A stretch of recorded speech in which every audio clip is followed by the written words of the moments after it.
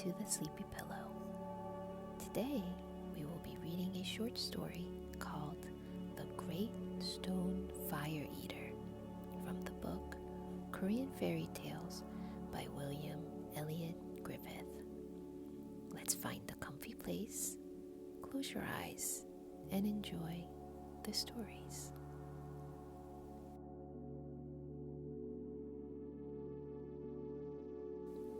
The Great Stone Fire Eater.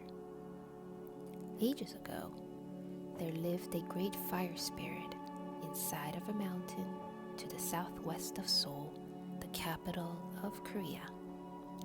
He was always hungry, and his food was anything that would burn. He devoured trees, forests, dry grass, wood, and whatever he could get a hold of. When those were not within his reach, he ate stones and rocks. He enjoyed the flames, but threw the hard stuff out of his mouth in the form of lava. This fire monster spent most of his time in a huge volcano some distance away, but in sight of the capital. The city people used to watch the smoke coming out of the crater by day and issuing in red fire between sunset and sunrise until all the heavens seemed in flames. Then, they said, the fire spirit was lighting up his palace. On cloudy nights, the inside of the volcano glowed like a furnace. The molten mass inside the crater was reflected on the clouds, so that one could almost see into the monster's belly. But nothing tasted so good to the fire eater as things which men built, such as houses, stables, fences, and general property. An especial tidbit that he longed to swallow was the royal palace. Looking out of its crater one day, he saw the king's palace, all silver bright and brand new, rising in the city of Seoul. Thereupon he chuckled and said to himself, for he was very happy, "There is a feast for me.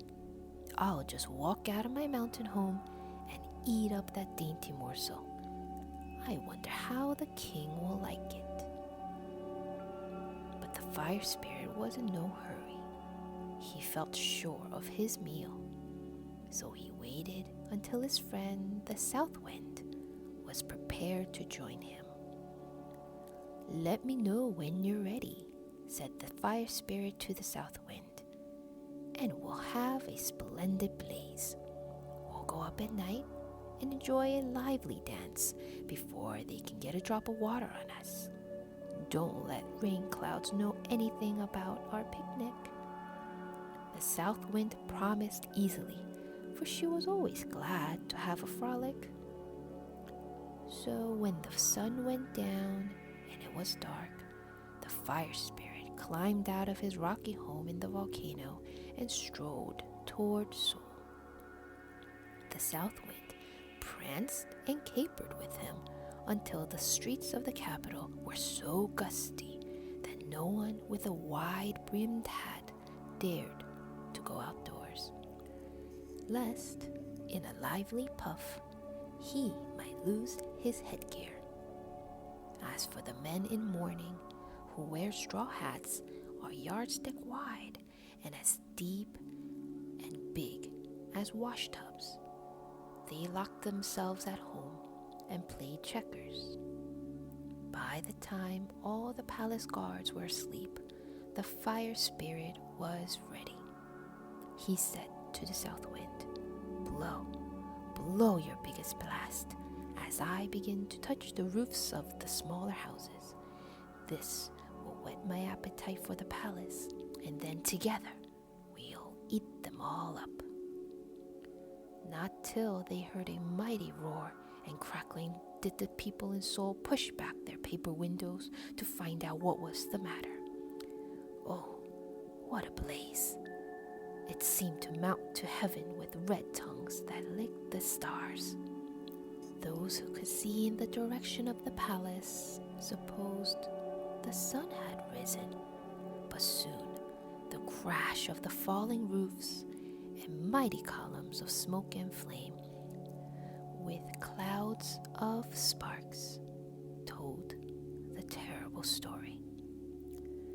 By the time the sun did rise, there was nothing but a level waste of ashes where the large buildings had been. Even the smoke had been driven away by the wind. When the king and his people in the palace enclosure, who had saved their lives by running fast, thought over their loss, they began to plan how to stop the fire monster when he should take it into his head to saunter forth on another walk and gobble up the king's dwelling. A council of wise men was called to decide upon the question. Many long heads were bowed in hard thought over the matter. All the firemen, stone cutters, fortune tellers, dragon tamers, geomancers, and people skilled in preventing conflagrations were invited to give their advice about the best way to fight the hungry fire demon. After weeks spent in pondering the problem, they all agreed that a dragon from China should be brought over to Korea. If kept in a swamp and fed well, he would surely prevent the fire imp from rambling too near Seoul. Besides, the dragon knew how to amuse and persuade the south wind not to join in the mischief. So, at tremendous cost and trouble, one of China's biggest dragons, capable of making rain and of spouting tons of water on its enemies, was shipped over and kept in a swamp. It was honored with a royal decoration, allowed to wear a string of amber beads over its ear, given a horsehair hat, a nobleman's girdle, and fed all the turnips it desired to eat. In every way, it was treated as the king's favorite. But it was all in vain. Money and favor were alike wasted. The petted dragon made it rain too often, so that the land was soaked. Then, when told not to do this, it grew sulky and neglected its duty. Finally, it became fat and lazy, and one night fell asleep when it ought to have been on guard, for the winds were out on a dance. Seeing his jailers thus caught napping, the fire imp leaped out of his volcano prison, rode quickly on the south wind to Seoul, and in a few hours had again swallowed the royal palace. There was nothing seen next day except ashes, which the fire monster cared no more for than we for nutshells when the kernels are eaten up. With big tears in their eyes, the king and his wise men met together again to decide on a new scheme to keep off the fire imp. They were ready to drown him or to see him get eaten up, because he had twice swallowed up the palace. They sent the Chinese dragon home, and this time, besides the fortune tellers and the stone cutters, the well diggers were invited also. For many days, the wise men studied maps, talked of geography, looked at mountains, valleys, and the volcano, and studied air currents. Finally, one man, famous for his deep learning about wood and water, forests and rivers, spoke thus: "It is evident that the fire has always come from the southwest and up this valley," pointing to a map. "True, true," shouted all the wise men. "Well, right in his path, let us dig a big pond, a regular artificial lake, and very deep, into which the fire monster will tumble. This will put him out, and he can get no further." "Agreed, agreed," shouted the wise men in chorus. "Why did we not think of this before?" All the skillful diggers of wells and ditches were summoned to the capital. With shovel and spade, they worked for weeks. Then they let in water from the river until the pond was full. So everybody in Seoul went to bed thinking that the king's palace was now safe surely. But the fire imp, seeing the dragon gone and his opportunity come, climbed out of his volcano and moved out for another meal. This time, the south wind was busy elsewhere and could not go with him. So he went alone, but coming to the pond, tumbled and wet himself so badly that he was chilled and nearly put out when he got to the palace, which was only half burned. So he went home, growling and angry. Again the wise men were called, and the first thing they did was to thank the boss well digger who had made the pond. The king summoned him into his presence to confer rank upon him and his children. He was presented with 4 rolls of silk, 40 pounds of white ginseng, a tiger skin robe, 60 dried chestnuts, and 44 strings of copper cash.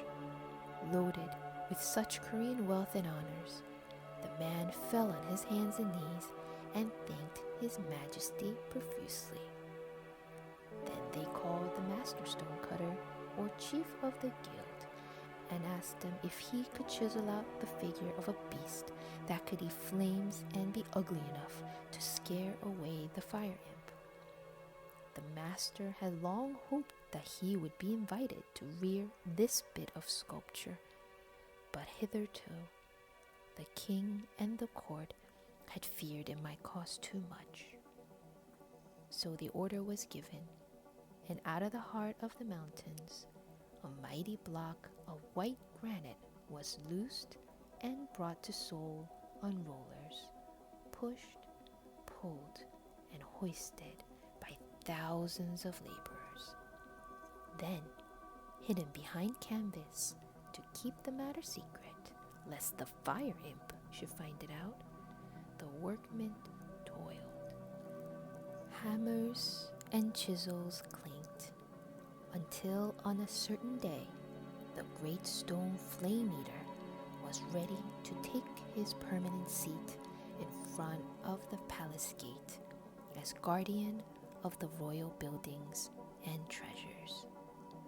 The fire imp laughed when the south wind told him of what the Koreans in the capital were doing, even though she warned him of the danger of his being eaten up. "I shall walk out and see for myself anyhow," said the fire imp. One night, he crept out quietly and moved toward the city. He was nearly drowned in the pond, but plucking up courage, he went on until he was near the king's dwelling. Hearing the fire imp coming, the great flame eater turned his head and licked his chops in anticipation of swallowing the fire imp whole, as a toad does a fly. But one sight of the hideous stony monster was enough for the fire imp.